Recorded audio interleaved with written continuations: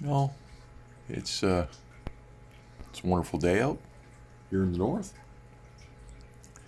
We're enjoying our fishies this morning, as everybody's just doing doing awesome, doing their own things. One thing I've noticed lately is this newer pigeon blood right here. He's trying to take up the tank boss role. Probably a female. She's even basically gotten so bullish that Big Red's now hanging out on the other side of the tank. Just the older fish are like, screw that guy. I don't want nothing to do with him. And yeah, but that's fine. That's just cichlids being cichlids. Yeah, normally Big Red's over here dominating everybody, and Big Red's like, nah, I'm just done with that fish. He annoys me, and he's been hanging out on the other side of the tank. So yeah, definitely some aggression with this guy, but they seem to be like that at this age, so it'll pass. It's not hurting anyone. Angels are doing good.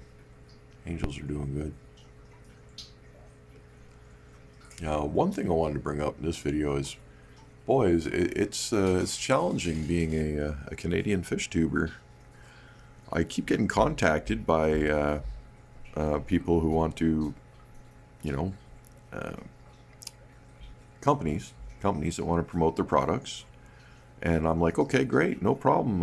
And then when they see my address, they're like, oh, we can't ship to Canada, and that's the end of it. That's happened to me about 5 times now, mostly with food providers or food manufacturers on the state side, typically smaller businesses. And then they figure out, oh, you're that far north, you're over the border, and that's it. I become disqualified. That the latest the latest company that happened with was Higer. I thought things were going to go well, and then yeah, they figured out where I was, and they were like, sorry, we only ship out product placements to the U.S., Germany, and one other spot. Well, I forget where it was. U.S., Germany. Oh, geez. There was a third, and I can't remember it right now. But it it wasn't what you think. So I think it was China. Yeah, it was China. China, the U.S. and Germany. That's it. That's all. That's all they'll do. If you're a YouTuber somewhere else, you're SOL until they change their policy in that regard. They did tell me they would be changing their policy in that regard, and they'll get back to me when that happens. So there's some positivity there. But yeah, I've been looking for or hoping for one of these equipment sponsors to come my way, because we've got that 65 rolling downstairs and the 30 to go on top of it, and I got to put a few $100s worth of equipment into that tank to build a superior breeding station that I think is going to produce high yields. But that's all on hold for now. So we're just dealing. I got a pair over here in 20 gallons. And although I'm doing daily water changes, they should be starting to free swim here. The cone was still pretty loaded up this morning. They're kind of in the way, but you can see there's still one there. They're really hard to see when they start free swimming. Let's see if we can bring the light up, find some. They should be starting now.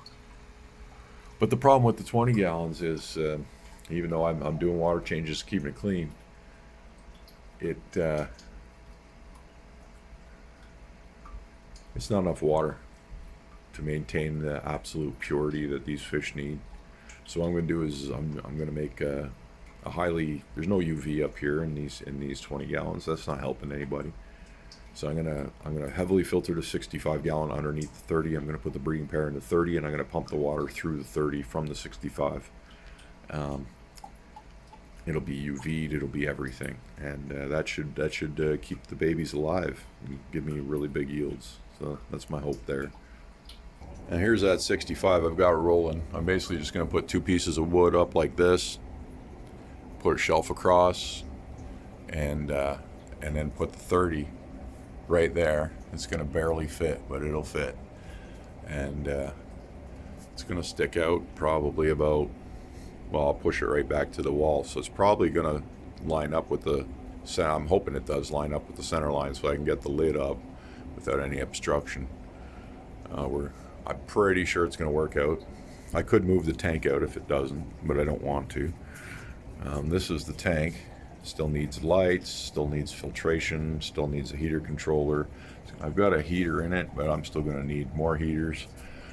And then I got to equip the 30 gallon up top. Needs a sump down here to send the water up top.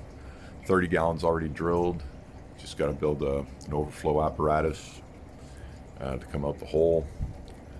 And so this will be a discus breeding station. And then when the babies mature up top, I'll move them down here and just grow them out down here. Then when they get big enough down here, I can move them upstairs or somewhere else. Well, that's the plan for this setup, and it's just rolling right now so that this water seasons. Here we are with our parrotfish tank, just doing wonderfully. Everybody's doing their thing. I've been leaving the lights off mainly down here. These tanks like to produce algae, the lights on them, so I'm not leaving them on as often now. Just so I don't have to work as hard on cleaning glass.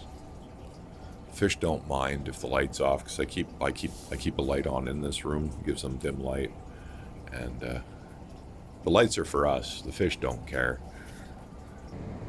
But yeah, the system just keeps rocking and rolling.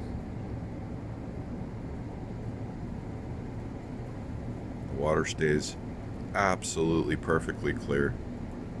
And that's the UV. That's the other thing I haven't been mentioning too, is you got to look for UV-C, not just UV. UV-C. That's the rating of the bulb you're after. That's what'll kill all the nasties in your water column. Very important. And you can get them for 20 bucks. I mean, why wouldn't you do it? I could understand that like a couple years ago, and even like if you look for the aquarium branded solutions, external sort of UV, inline UVs and stuff, you'll pay hundreds of dollars for a unit, for one of those units that's strong enough, even upwards of $1,000 for a unit that's strong enough to handle your tank. And then the replacement bulbs could be $200-300 each.